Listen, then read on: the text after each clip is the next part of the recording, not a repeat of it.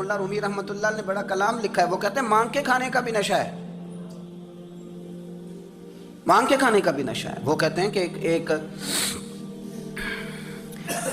بھیک مانگنے والی خاتون تھی، تو بادشاہ کے پاس بھیک مانگنے آئی، تو بادشاہ کو پسند آ گئی، اس نے شادی کر لی۔ اب اس کو عادت تھی بھیک مانگ کے کھانے کی، تو وہ کنیزوں سے کہا کرتی تھی کہ فٹافٹ نہ روٹی لے کے آیا کرو، میں 2-3 دفعہ مانگوں تو پھر لایا کرو، کیونکہ ایک نشہ ہے نا، تو میں مانگوں 2-4 دفعہ تو پھر۔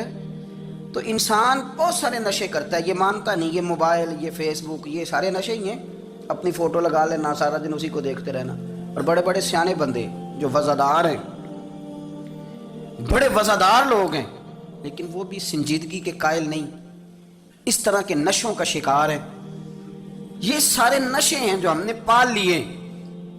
ہمارے صوفیاء، ہمارے بزرگ فرماتے ہیں کہ تم اس طرح کرو، اگر سارے نشوں سے بچنا چاہتے ہو تو سجدے کا نشہ شروع کرو، سجدے کا نشہ شروع کرو۔ یہ نا اقبال کہتے ہیں عطار ہو، رومی ہو، رازی، آپ بات کو سمجھیں، عطار ہو، رومی ہو، رازی ہو، غزالی ہو، کچھ ہاتھ نہیں آتا بے آہ سحر گاہی۔ کہتے ہیں بہت بڑا صوفی ہو جیسے فرید الدین عطار تھے، بہت بڑا تصوف کا امام ہو جیسے امام غزالی تھے، بہت بڑا تفسیر کا استاد ہو جیسے امام رازی ہو، عطار ہو، رومی ہو، رازی ہو، غزالی ہو، پر کچھ ہاتھ نہیں آتا بے آہ سحر گاہی۔ اگر سویرے اٹھ کے روتا نہیں نا اللہ کی بارگاہ میں، اگر تہجد نہیں نہ پڑھتا، تو کچھ ہاتھ نہیں آتا بے آہ سحر گاہی، پھر اس کو کوئی چیز نصیب۔ میری بات کی سمجھ آ رہی ہے آپ حضرات؟ جب تک آپ سویرے نہیں اٹھتے، آپ اللہ اللہ نہیں کرتے، آپ کو نوافل کا چسکا نہیں، عبادت کا مزہ نہیں، فرمایا میری عبادت کرو، یہ شوق پیدا کرو، میں نے تمہیں پیدا کیا ہے۔ ہم لوگوں کے نشے، مختلف نشے، بڑا عجیب رنگ ہے۔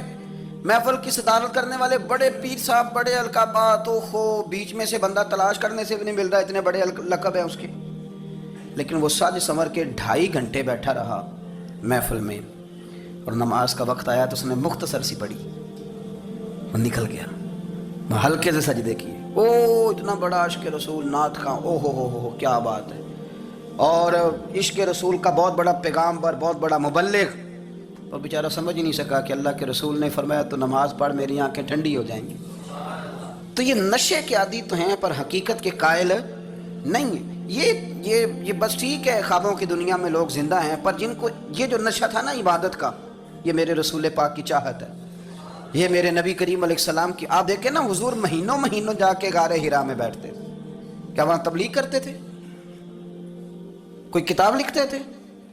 رسول کریم علیہ السلام مہینہ رہتے غار حرا میں، کوئی نہ مجھے دیکھے، کوئی نہ مجھے ملے، حضور یہاں کیا ہے؟ فرمایا میں اپنے رب کی عبادت کروں گا۔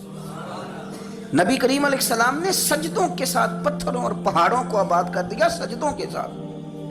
آپ کا سجدہ آپ کو بہت ساری چیزوں سے چھڑا لیتا ہے، یہ بہت ساری جگہوں سے جھکنے سے بچا لیتا ہے۔ صوفیاء، اولیاء یہ کیا کرتے تھے؟ یہ سجدے کا ذوق ہی تو پیدا کرتے تھے، سجدے کا ذوق۔ شاہ عبدالعزیز دباغ رحمۃ اللہ تعالی علیہ اپنے مریدوں سے فرمایا کرتے تھے کہ اگر تم پکے نمازی بن جاؤ نا، تہجد گزار ہو جاؤ، تو میرے پاس آنا جانا چھوڑ دینا۔ عرض کی حضور کیوں؟ فرمایا میں تمہارے اور رب رسول کے راستے میں رکاوٹ نہیں بننا چاہتا، اب میرا مقصود ہے تمہیں وہاں تک پہنچانا، جب پہنچ گئے تو پھر میری ضرورت ختم ہو گئی۔ ہاں کبھی وسوسہ آئے، شک پیدا ہو، تکلیف ہو تو آنا، ورنہ میں نہیں چاہتا کہ میں رکاوٹ بنا رہوں۔ تم اللہ اللہ کرو، اس مالک کو راضی کرو۔ میرے رسول پاک علیہ وسلم نے فرمایا بندہ اللہ کے سب سے قریب اس وقت ہوتا ہے جب وہ سجدے کی حالت میں ہوتا ہے۔ کس کے قریب ہوتا ہے؟ اللہ کے سب سے قریب ہوتا ہے، وہ بڑا نیڑے ہے رب کے، بڑا قریب ہے، اس لیے کہ وہ حالت سجدہ میں، وہ جب سجدے کرتا ہے نا اس کی بارگاہ میں جب جھک جاتا ہے۔ آپ ذرا سجدے کی کیفیت دیکھیں نا، زبان بھی یہاں ہے، آنکھ بھی یہاں ہے، کان بھی، عقل بھی ساری، اس نے سارا کچھ رکھ دیا سجدے۔ آپ وہ کبھی پیچھے جائیں تو دیہاتوں میں کہا جاتا تھا ناک سے نکیریں نکالو، بہت بڑی سزا ہوتی تھی نا، ناک سے نکیریں نکالو، بڑی سزا ہوتی تھی۔ تو اس نے کہا مالک مجھے کسی نے کہا نہیں، پر دیکھنا میں نے رکھ دی ساری عقل سجدے میں، اور رکھ کے کہا کیا؟ سبحان ربی یا اللہ میں پست ہوں تو اعلیٰ ہے۔ اللہ تو میرا رب ہے اور تو سب سے اعلیٰ اتنا. اور فرمایا جب یہ اس کیفیت میں ہوتا ہے تو پھر یہ اپنے رب کے قریب ہوتا ہے. کثرت عبادت نوافل. ہمارے ہاں عمرے کی قرآن اندازی محفلوں پہ ہونے لگ گئی ہے، حالانکہ حدیث سے ثابت نہیں. میں دوستوں سے کہتا ہوں جائز ہے، کرنی چاہیے. عمرے کی قرآن اندازی جائز ہے، پر کسی حدیث میں نہیں آئی کہ قرآن اندازی کرو عمرہ کرو. حدیث میں قرآن اندازی یہ آئی ہے کہ نبی پاک علیہ السلام نے فرمایا تمہیں پتہ چل جائے نا پہلی صف کا ثواب کتنا ہے تم قرآن اندازی کرو. عمرے کی قرآن اندازی کا تو پوسٹر چھپتا ہے، تو یہ والی قرآن اندازی کب ہو رہی ہے؟ ہونی چاہیے کہ نہیں؟ حضور نے فرمایا تمہیں پتہ چلے کہ اس کا ثواب کتنا تو تم قرآن اندازی کرو، تم قرآن ڈالو. جب آپ نماز پڑھ رہے ہوتے ہیں، جب آپ کا مصلی آباد ہوتا ہے. صلاح الدین ایوبی ایک بزرگ سے ملاقات ہو گئی، بیت المقدس پر قبضہ تھا عیسائیوں کا. تو صلاح الدین بڑے پریشان تھے. بابا جی کہنے لگے پتر کیا ہوا؟ کہنے لگے حضور پتہ چلا ہے دشمن کے 2 بحری بیڑے اسلحہ لے کے آ رہے. مسلمان پہلے ہی کمزور ہیں، اور اب اگر 2 بحری بیڑے اور آ گئے تو حضور مسئلہ بن جائے گا.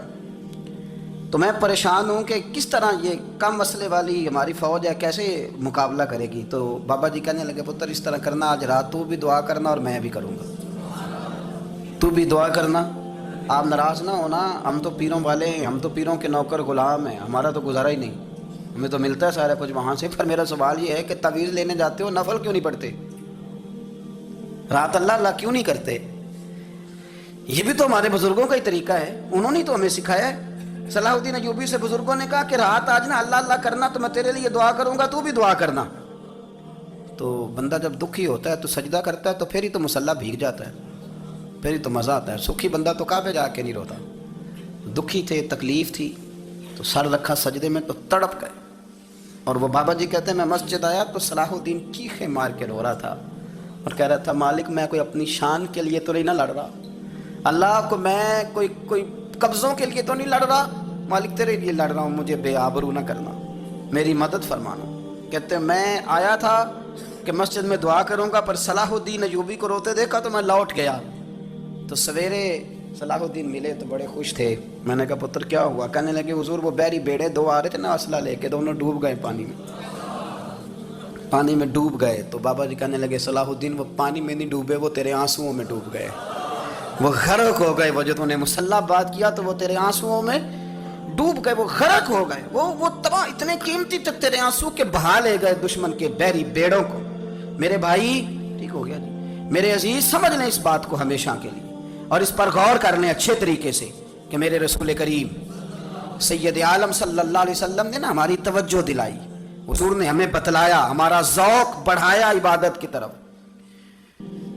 ایک صحابی تھے حضرت ابو فاطمہ رضی اللہ تعالیٰ عنہ، یہ ترمذی شریف کی حدیث ہے. نبی پاک علیہ السلام نے فرمایا ابو فاطمہ قیامت کے دن مجھ سے جلدی ملنا چاہتے ہو کہ دیر کے ساتھ؟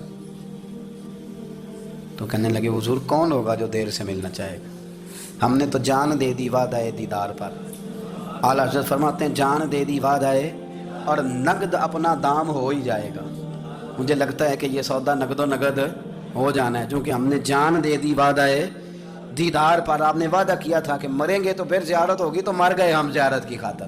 جان دے دی وعدہ دیدار پر تو نقد اپنا دام ہو ہی جائے گا. اے رضا ہر کام کا ایک وقت ہے، دل کو بھی آرام ہو ہی جائے گا. تو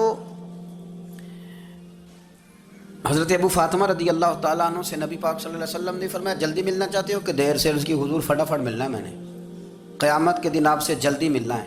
تو نبی پاک علیہ السلام نے فرمایا پھر اس طرح کرنا، دنیا میں رہ کے سجدے زیادہ کرنا، پھر سجدے زیادہ کرنا، قیامت میں ملاقات جلدی ہو جائے گی، قرب ملے گا تمہیں. اپنے بچوں کے اندر دیکھیں نا، ہم شوق پیدا کرتے ہیں، ہمیں صحیح لفظ نہیں بولنے آتے پر ہم بچوں میں شوق پیدا کرتے ہیں کہ پتر ڈاکٹر بن جائے گا تو بڑا نفع کرے گا، تو لوگوں کی خدمت کرے گا، ملک و ملت کی خدمت کرے گا، تیرے ابا کا نام روشن ہوگا، تیرے دادا کی تعریفیں ہوں گی. ہم یہ ذوق پیدا کرتے ہیں. ہم اپنے نوجوانوں کے اندر یہ فکر پیدا کرتے ہیں، انہیں ہم سمجھاتے ہیں کہ میاں جب تم پڑھو گے، محنت کرو گے تو فلاں آدمی کی طرح تمہارا نام ہوگا.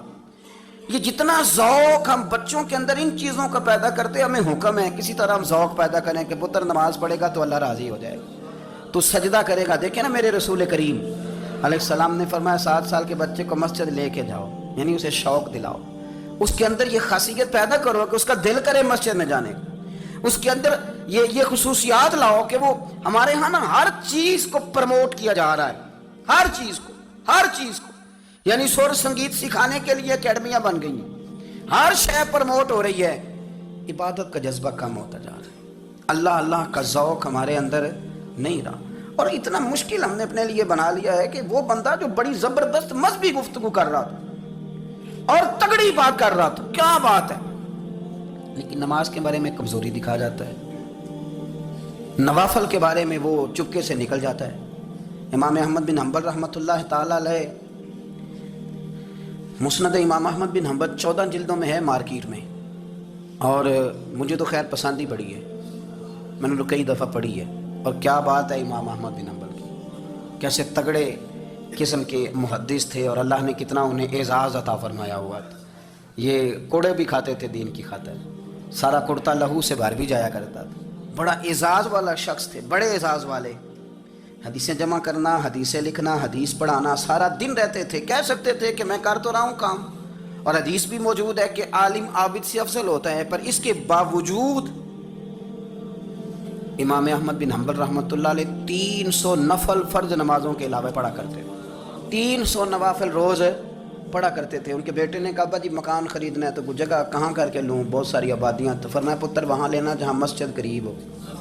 میرے رسول کریم سید عالم صلی اللہ علیہ وسلم اتنا پسند کرتے مسجد کو، اتنا پسند کرتے نماز کو، کہ رسول کریم صلی اللہ علیہ وسلم تہجد کی نماز بھی پڑھتے، پھر حضور فجر کی نماز بھی پڑھتے، نبی پاک وتر کو الگ کر کے پڑھتے، عشاء کے ساتھ نہیں پڑھتے، یہ تو ہم اس لیے اجازت دی ہمارے بزرگوں نے کہ بعد میں اٹھے گا کون علیحدہ وتر پڑھنے کے لیے، عشاء کے ساتھ پڑھ لے، وتر پڑھتے، تہجد پڑھتے، فجر پڑھتے، اشراق پڑھتے، چاشت پڑھتے، پھر مغرب کی نماز کے بعد 6 رکعت اوابین پڑھتے، پھر رات کو صلاۃ اللیل پڑھتے۔ سیدہ عائشہ صدیقہ کہتی ہیں زمانہ سو جاتا اور میرے رسول مصلی بچھا کے کھڑے ہو جاتے، او یار کھیتی باڑی کر کے نہیں، محنت مزدوری کر کے نہیں، جناب عائشہ کہتی ہیں میں یہ بھی دیکھتی کہ حضور ایک آیت شروع کرتے تو ساری رات اسی کو پڑھتے، اور میری نظر جاتی تو قدم مبارک پہ ورم آ جاتا، یار نماز پڑھ کے اتنی مشقت کر کے، اتنی جد و جہد کر کے ورم آ گیا، یا رسول اللہ اتنی محنت کیوں کرتے ہو؟ فرمایا افلا اکون عبدا شکورا،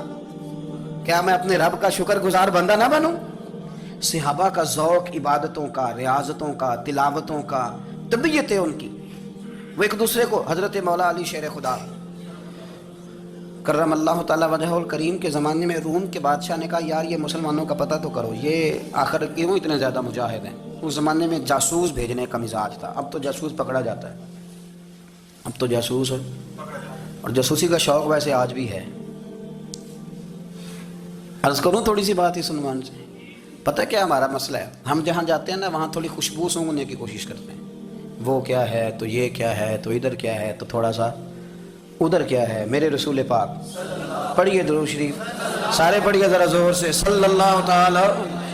نبی پاک علیہ السلام نے فرمایا جاسوسی نہ کرنا ورنہ تم بندوں کو خراب کر دو، اور فرمایا اس طرح نہ ہو کہ تم کسی کے آپ کھول میں نکلو تو تمہارے پہلے کھل جائیں۔ یہ جو ذوق ہے نا یہ ختم کریں، چھوڑیں، مطلب آپ کس چکر میں پڑے ہوئے ہیں، اتنی زیادہ توجہ کرنے کی کیا ضرورت ہے، اپنے کام سے کام رکھیں، اس میں بندہ تھوڑا سا نا آسان رہتا ہے۔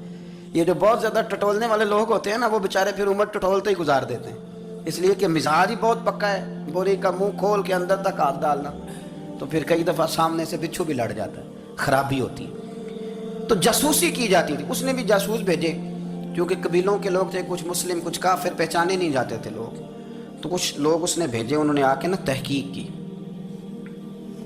ریسرچ کری کہ آخر ماجرا کیا ہے، تو واپس جا کے انہوں نے رپورٹ دی نا روم کے بادشاہ کو، اس رپورٹ کا ایک جملہ بڑا شاندار ہے، وہ کہنے لگا بادشاہ ہمیں مسلمانوں کی کوئی سمجھ نہیں آئی،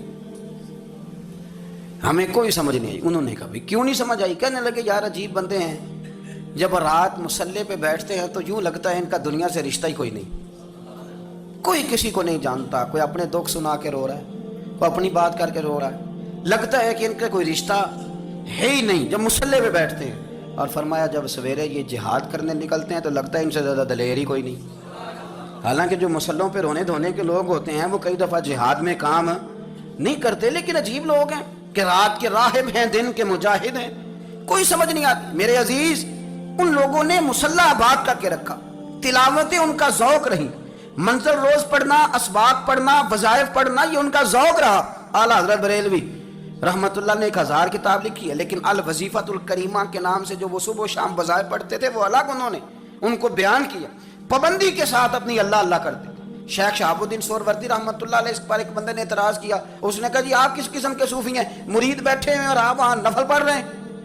ये भी बड़ा मसला होता है ना, जो बंदा मिलने आता है वो अपने टाइम के हिसाब से आता है, और फिर उसका ये भी ख्याल होता है कि पीर साहब जो हैं वो चूँकि दरवेश हैं तो ना उन्हें रोटी खानी चाहिए ना सोना चाहिए, चूँकि वो दरवेश हैं और हम चूँकि दरवेशों के मानने वाले हैं, लिहाजा हमारा ये तरीका होना चाहिए कि जैसे हम कहें दरवेश वैसे ही कर जाए। हालांकि जिसको आप दरवेश कहेंगे आप उसकी मानेंगे, आप मनवाएंगे नहीं, तुम्हारा मिजाज होता है। शेख शहाबुद्दीन पर लोगों ने इतराज़ की, हुजूर लोग मिलने आए हैं, ज़ियारत करने आए हैं, बंदे दुआ कराने आए हैं, अल्लाह अल्लाह कराने आए और आप नफल पढ़ रहे हैं, क्या जुमला है, क्या हुस्न है, क्या खूबसूरती है। फरमाने लगे रब रसूल से मांगने के लिए मुसल्ला बिछाया है, अगर वहां से मांगूंगा नहीं तो तुम्हें दूंगा क्या, पहले मुझे कुछ ले तो लेने दो, अगर मेरे पल्ले कुछ है होगी तो आगे दूंगा ना। तो मैं मांगने गया था कि या अल्लाह दे, तेरे बंदे लेने आए, दे तो मैं कुछ लूंगा तो आगे दूंगा ना। लेकिन हमारा ये स्टेटस, ये मिजाज, ये शऊर नहीं है। गप्पें, कहानियां, दास्तानें, गुफ्तगू, खिताबत, वाज, क्या बात। लेकिन अगर कुछ करने का काम हो तो वो नहीं हमसे होता। मेरे नबी करीम अलैहिस्सलाम ने मुसल्ले से दिल लगाने का दर्स दिया, हुजूर ने तवज्जो दिलाई। सहाबा इस ज़ौक़ के हामिल लोग थे, वो कोशिश करते थे। जनाब सिद्दीक़ अकबर रज़ी अल्लाह तआला अन्हु का इबादत का मिजाज हमेशा कायम रहा। हज़रत उमर फ़ारूक सारी सारी रात अल्लाह के हुजूर खड़े रहे। हज़रत उस्मान गनी रज़ी अल्लाह तआला अन्हु इशा की नमाज़ पढ़ के 2 रकतों की नीयत बांधते थे, 15 सिपारे पहली रकत में पढ़ देते थे और 15 सिपारे कुरान मजीद के दूसरी रकत में पढ़ देते थे। आपने ना हज़रत उमर फ़ारूक के विसाल के बाद उनकी एक बेवा से निकाह किया, हज़रत उस्मान गनी ने निकाह किया। वो खातून आपके निकाह में आई तो अर्ज़ करने लगी, अमीरुल मोमिनीन, मेरे लिए एजाज़ तो बहुत है कि मैं अमीरुल मोमिनीन की बेवा थी तो अमीरुल मोमिनीन की मनकूहा हो गई हूँ, लेकिन हुजूर न तो मैं जवान हूँ कि मेरे अंदर रग़बत होती और ना मैं अब इस काबिल हूँ कि कोई खिदमत कर सकूँ, मेरे साथ निकाह की वजह क्या बनी। तो उस्मान गनी रो पड़े, फरमाने लगे मैंने उमर फ़ारूक को मस्जिद में अपने रब से डरते हुए देखा है, मैंने उसे रोते हुए देखा है, अदल करते देखा है, इंसाफ करते देखा है, उम्मत की खैर खाई करते देखा।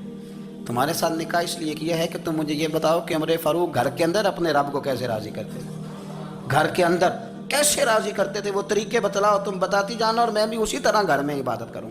मेरे रसूल करीम अलैहिस्सलाम ने इरशाद फरमाया, हुजूर फरमाने लगे जिस घर में अल्लाह का जिक्र होता है वो घर जिंदों का है, और जिस घर में रब करीम का जिक्र नहीं होता वो घर जिंदों का नहीं है। घर ना हम ना किताबों में पढ़ते हैं कि एक बुज़ुर्ग कहते हैं, हज़रत फ़ुज़ैल बिन अय्याज़ कहते हैं कि मैं एक गली से गुज़र रहा था तो घर के अंदर किसी कारी सामने कुरान की आयत पढ़ दी, वाली मन खाफ़ मकाम रब्बिही जन्नतान। मैं तो मेरे कानों से टकराई तो अल्लाह ने मेरी काया ही पलट दी, मैं तौबा कर गया। अब घर के अंदर से आवाज़ आए तो सही ना तिलावत की, पर अंदर से आवाज़ आती नहीं है, डेक बजने की आवाज़ आती है या टीवी चलने की आवाज़ आती है या धूम मचाने की आवाज़ आती है। इबादत का वो जो ख़ास शौक़ था, वो जो हुस्न था, वो जो तवानाई थी, वो जो बात थी। एक जगह पे हम बैठे थे तो वहाँ एक साहब आए और उन्होंने आते ही कहा कि मेहरबानी करें ज़रा मुझे मुसल्ला दे दें, मेरे ना कुछ नफल रह गए। तो मैंने वज़ू कर लिया तो कोई मुसल्ला मिल जाए, मुसल्ला उन्हें दे दिया गया। वो मुसल्ला लेके चले गए तो पीछे एक साहब ने तबसरा किया, कहने कितना रियाकार बंदा है, लोगों को दिखा रहा है कि मैं नफल पढ़ता हूँ, है कोई बात करने वाली। मैंने उसे कहा, मैंने कहा तू मेहरबानी करना, इस तरह की रियाकारी तू भी कर, पकड़ मुसल्ला और जा तू भी थोड़ी रियाकारी करके आ, उठ जरा शुक्र कर कोई ये रियाकार भी मिला है, कोई नफल पढ़ के रियाकारी कर रहा है। अल्लाह का मैं कहता हूँ को पढ़े तो सही ना यार, ये कोई दौर है नफल पढ़ने का, इसमें तो लोगों का मिजाज ही नहीं, तबीयत ही नहीं। मैंने कहा चल मेहरबानी कर, ये ले मुसल्ला और तू भी जा थोड़ी सी या कर या रियाकारी करो तो सही ना, मिजाज ही नहीं, ज़ौक़। जुम्मे की नमाज पढ़ के यूं दुनिया भागती है, ओहो हो पता नहीं कौन सी पीछे आग थी जो बुझाई जाएगी। और आज तक लोग मसला पूछ रहे हैं कि जुम्मे की बाद वाली सुन्नतें कितनी होती हैं। मैंने कहा कितने साल हो गए जुम्मा पढ़ते, कितने साल हो गए, अभी तक सुन्नतों का नहीं पता, अभी तक ने इल्म के पहले कितनी रखते हैं और बाद में कितनी रखते हैं। फजर की सुन्नतें कब पढ़नी चाहिए, सुनो फजर की सुन्नतों के बारे में। मेरे रसूल करीम سید عالم صلی اللہ تعالیٰ علیہ وسلم سے ایک صحابی نے پوچھا تھا حضور میری فجر کی سنتیں رہ گئیں یا رہ جاتی ہیں تو حکم کیا ہے؟ کیا انداز ہے حضور کا؟ بخاری مسلم کے لفظ سنو، حضور سید عالم صلی اللہ علیہ وسلم فرمانے لگے، اس نے کیا پوچھا تھا؟ حضور جواب کیا دیتے ہیں؟ فرمایا فجر کی سنتیں کبھی نہ چھوڑنا، فجر کی پہلی 2 سنتیں کبھی نہ چھوڑنا۔ یا رسول اللہ صلی اللہ تعالیٰ علیہ وسلم میری رہ گئی ہیں، رہ جاتی ہیں۔ فرمایا فجر کی 2 سنتیں نہ چھوڑنا۔ فرمایا فجر کی پہلی 2 سنتیں مجھے دنیا اور دنیا کے اندر جو کچھ ہے وہ سب سے زیادہ پیاری ہے۔ فجر کی 2 سنتیں دنیا اور دنیا میں جو کچھ ہے مجھے وہ سب سے زیادہ پیاری ہیں، اس لیے فجر کی سنتیں نہ چھوڑنا۔ اپنا ذوق، اپنی طبیعت، ہم نے نا ذوق غلط بنا لیا۔ اگر 20 بندے کہہ بھی دیں گے تو نے بڑی شاندار تلاوت کیا تو کیا اس سے بنے گا؟ 100 بندہ کہہ بھی دے تیری کیا بات ہے، کیا بات ہے نعت خان کی، کیا بات ہے علامہ صاحب کی، پیر صاحب کی، پیر مہر علی شاہ صاحب رحمۃ اللہ علیہ۔ آپ تشریف فرماتے تو آپ کے ایک ہی بیٹے بابو جی جن کو کہا جاتا ہے، جس دن صاحبزادے پیدا ہوئے تو خادم نہ وہاں سے نکلا۔ ان لوگوں کے شوق اور طرح کے تھے نا، تو ان کی توجہ بھی اپنے شوق کی طرف رہتی، تو خادم نکلا اندر سے، پیر صاحب مبارک ہو، پیر صاحب مبارک ہو، پیر صاحب مبارک ہو، پیر صاحب مبارک ہو، شور کر رہے ہیں۔ تو پیر صاحب کو وجد ہو گیا، اللہ اکبر اللہ اکبر اللہ، وہ کیا ہوا؟ کس بات کی مبارک دے رہے ہو؟ عرض کی حضور اللہ نے بیٹا دیا ہے۔ تو آپ فرمانے لگے اچھا حضور آپ کیا ہوا؟ آپ تو پریشان ہو گئے۔ فرمانے لگے جب تو نے 3 دفعہ کہا ہے نا مہر علی کو مبارک ہو، تو میں سمجھا تھا شاید تجھے کسی نے بتا دیا ہے کہ مہر علی سے اللہ راضی ہو گیا۔ میں سمجھا تھا کہ شاید تو یہ خبر لے کے آیا ہے کہ کسی نے بتایا ہے کہ مجھے آج خبر ملی ہے کہ مہر علی سے رب اچھا پتر ہوا ہے، الحمدللہ اللہ کا شکر ہے، پر میرے لیے مبارک کا دن وہ ہوگا جب میرا رب کہے گا کہ میں مہر علی سے راضی ہوں، میرے محبوب کہیں گے کہ میں مہر علی سے۔ آپ بات کو سمجھیں، شوق ہی کسی اور طرف تھا، دل ہی کہیں اور لگا ہوا تھا، طبیعت ہی کہیں اور مائل تھی۔ کوئی وظیفہ پوچھتے تھے تو پڑھتے تھے وہ لوگ، کچھ اللہ اللہ انہیں بتائی جاتی تھی تو کرنے کا ذوق رکھتے تھے، طبیعت تھی، قائل تھے۔ حضرت ربیع کہتے ہیں میں بڑی دور سے سفر کر کے گیا حضرت اویس کرنی سے ملنے، بڑی دور سے، اور جب میں پہنچا تو فجر کا وقت تھا، تو حضرت اویس کرنی کو میں نے پا لیا، تو وہ نماز پڑھ کے نا قرآن شریف لے کے بیٹھ گئے۔ فرماتے ہیں اشراق چاشت کا وقت ہوا تو نفلوں کی نیت باندھ لی۔ محدث ابن الجوزی نے لکھا ہے، فرماتے ہیں پھر جب زوال کا وقت ہوا تو مسجد میں جھاڑو دینے لگ گئے۔ ظہر کی نماز پڑھ کے تو عصر کی تیاری تک وہ مسجد میں بیٹھے رہے، اور میرے نبی پاک علیہ السلام نے فرمایا جو نماز کے انتظار میں بیٹھا ہو وہ نماز ہی میں ہے، وہ نماز ہی میں ہے۔ فرمایا میری دنیا، میری امت کی جو رہبانیت ہے نا وہ اتنی ہے کہ نماز کا انتظار کرے، اذان کے بعد نماز کا یہ راہب ہے، یہ اس وقت چھوڑ کے بیٹھے ہیں سارا کچھ۔ فرماتے ہیں عصر تک انہوں نے اللہ اللہ کی، پھر مغرب تک کی، عشاء کی نماز ہوئی تو نماز پڑھی تو وہ تھک گئے۔ اب مجھے وہ فارغ ہوں، مصلی چھوڑے تو میں ملاقات کروں نا۔ یہ آپ حیران نہ ہو کہ اتنی دیر بندہ کیسے اللہ اللہ کر، ہم نے کی نہیں نا اس لیے ہم پریشان ہیں۔ جو عادی ہوتے ہیں وہ کر بھی لیتے ہیں، وہ یہ کام، میری بات کی سمجھ آ رہی ہے؟ جب جاتے ہو کسی دفتر میں تو 8 گھنٹے کھڑے رہ لیتے ہو نا، مجبوری ہوتی ہے تو کھڑے رہا جا سکتا ہے۔ پاسپورٹ کا دفتر بولیے، امیگریشن کی لائنوں میں، اور میں نے تو ویسے ہی بندے 12 گھنٹے پہلے جا کے کھڑے دیکھیں، رہ لیتے ہیں کھڑے۔